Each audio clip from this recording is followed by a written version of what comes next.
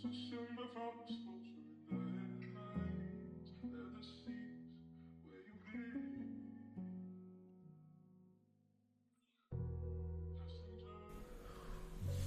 good, everybody? Welcome back to another video. It's your boy. It's day 15, and we still haven't traded on our live account, but I still want to tune in to kind of review what happened. I've been trading lately on my paper trading account just to not lose of course, my craft and still be involved, but not really be involved. I think that you going between your personal account and paper trading is a good way to kind of balance it. Especially because we were still inside of a range and price wasn't showing its real direction. I was leaning on bullish prices. As I've been saying, interest rates were cut, so that means higher NASDAQ and higher indices. But I wanted to see what price wanted to do, and I wanted to lean on what price was telling me versus my bias. And it's still bullish. I'm still bullish, have been bullish. So let's look at the bullish PD arrays and let's look at what coincided with the market today and possibly yesterday. So first off, let's just talk about the daily PD array. This one's going to be a little longer just because we're going to review some of the things that we've been doing on our paper trading account. So let's step right into it, man. So we got this buy side liquidity over here. Here we go. So we could put buy side liquidity here, and this is a draw for tomorrow coming into this fair value gap on a daily time frame. So you could always do that. Fair value gap, we have buy side liquidity, this fair value gap, and then now we can go into the 4 hour and let's just look at what happened today. So let me go back here. So remember how I was talking about this low, how they came into this internal failure swing between this low and this high. They did not want to come down into this here. They kind of just wigged down, took out this outside liquidity, and then they are now going to the external buy side liquidity that is here. How do we know that this reversal was going to come, or how can we anticipate it for the next time coming? Well, remember how I told you guys that them wicking back inside of this range is a sign that they would reverse, because we took out liquidity. There's a couple things that are possible when liquidity is taken. Either a continuation in the direction, which is what, if price is going to go lower, that's what was going to happen, or it can reverse and or retrace. So that is some of the things that you can expect.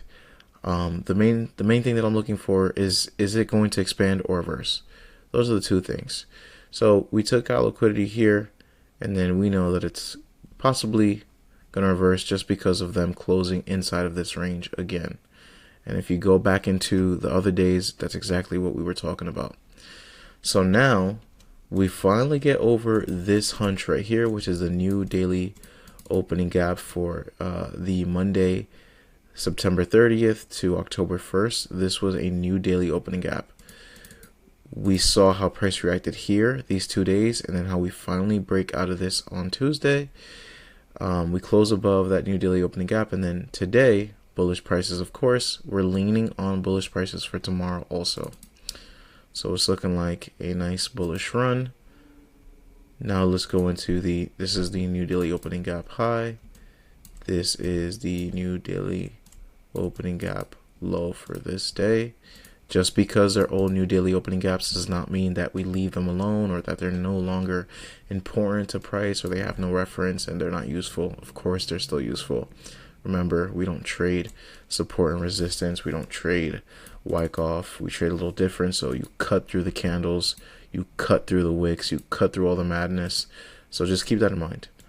So this is buy side liquidity up here. This is what we're targeting long term. But for now, we're going to target this buy side liquidity and this fair value gap. So now we can talk about what kind of spewed yesterday and today. And I'm going to make this quick, I promise. I'm going to try my best to. So as you guys can see, look how they react. We close above the new daily opening gap that was once back there. And how can we understand if we're going to use this one over another one? Well, look how we reacted off of here already. So previous reactions to a particular level kind of gives you the idea that they would probably use it again and reclaim that level. You know, we had speed coming away from that level, and then again, we use it as support now, and then we see speed away from it again. So that is one of the ways that you can kind of know if a level could or should be reclaimed, and that kind of gives you confirmation of what to do. I want to point out yesterday's price action as well. So let me see here. This is Monday. Yep. So as you guys can see, Monday was choppy pretty much. This was the only drop that we saw here on Monday, which was at 2 p.m. and then it was just choppy for the rest of the day. Most people were not in this move, but if you were in this move, congrats to you. We then come into Tuesday. Tuesday is more lively, of course, during the New York session time at 9 a.m., that morning session. And we had these equal highs up here. They came for that and took that out. And then they went a little higher. And then today, we were using this new daily opening gap with this order block placed here. Little fair value gap here. And also a fair value gap here on this 1 hour here. And so we were using this as a way to seek higher prices above this buy side liquidity today. So buy side liquidity here. Let's go over the morning session and how price opened and what we did. So I'm gonna turn on the overnight session indicator. So this is overnight session here. Price came, took out the buy side first, and then we came down. We were consolidating in here, and then we start screaming higher. We start screaming higher. Screaming higher to where? Well, if we go to the 1 hour, there is today, we're targeting, let me see, could have targeted this here. So I'm gonna make this again, buy side liquidity. Buy side liquidity, which is this one still left open, and I'm kind of leaning on this one being taken as well tomorrow. But then this one right here, right? This one was for today. So if you look at this line, that's the buy side liquidity. We run here, retrace into this little small fair value gap on the 5 minute. Then we scream higher again, taking out the buy side liquidity here, and then price chops around there.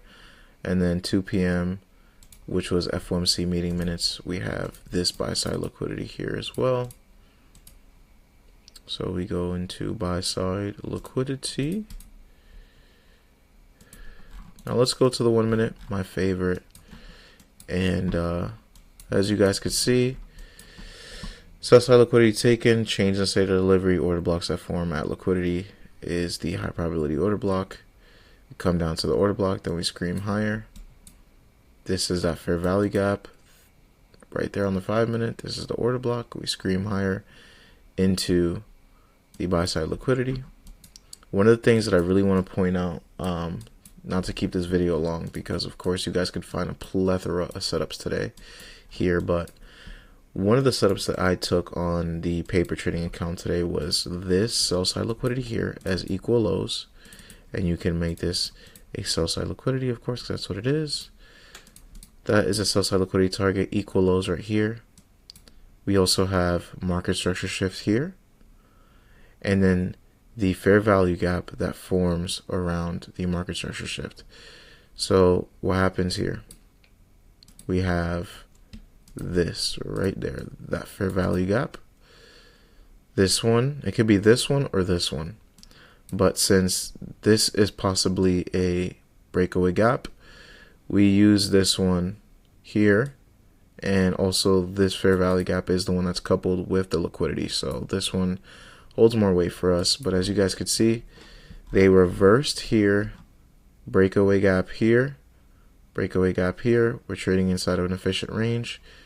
Then they come and retrace. Where did they retrace to? They retrace to, they retrace above this high here, but don't go in here, and then they come back down again. This right here was the, so this right here is redistribution. This right here is the second leg, or the second distribution. So the second distribution leg, which is the retracement into this fair value gap, with this here mitigation block, this right here allows us to go lower. And if you would have traded this, which I traded this here, I put on like 3 contracts just to practice down into sell side liquidity. Second level distribution, this was a good scalp. It was only about 30 points, literally. Nothing crazy, but it was still a great trade. And then to point out 2 a.m. So 2 a.m. is the FOMC meeting minutes. So if you guys put on the 2 p.m. time as the opening price, I'm so sorry guys that is going off. That is something that my stupid town thinks is good to do at this time. It's one of the dumbest things in the world. So we have here, this right here is 2 p.m. opening price. And if you guys know how opening prices are used, if you don't know how it's used, well, remember that anything under it, let's say we're bullish, anything under 2 p.m. to buy is in discount, and anything above it is overpriced. So we have the buy side liquidity here, and then 2 p.m. opens. They keep dancing around here. They keep staying in here, not repelling away. I thought this first one was going to be a breakaway gap, but then they keep coming back down. They came back down to 2 p.m., stayed above, then they come back down below it, and then we take out liquidity, and then they find the sense to scream it higher. And that right there, my friends, if you guys can look at every single FOMC meeting minutes, which I think I'm going to do a study case on, so you guys shouldn't worry, but 2 p.m. opening price, this was the news outlet for FOMC meeting minutes. As you guys can see how they come up and then down, and then they go higher into it. So that was for me like the highlights of the day. There was nothing special today really, except for that for me, and then this 2 p.m. trade setup that obviously was FOMC meeting minutes, so I didn't want to be a part of it. But still, it was good to watch. And then yesterday, we had a lot of great setups yesterday. This right here, breakaway gap. I think I entered these 3 candlesticks right here, 1, 2, 3, which is these 3 candles right there. We knew that this was a breakaway gap, so our stops were below the breakaway gap. And sell side liquidity was taken here. Sell side liquidity, then a breakaway gap offered at market structure shift, high probability setup.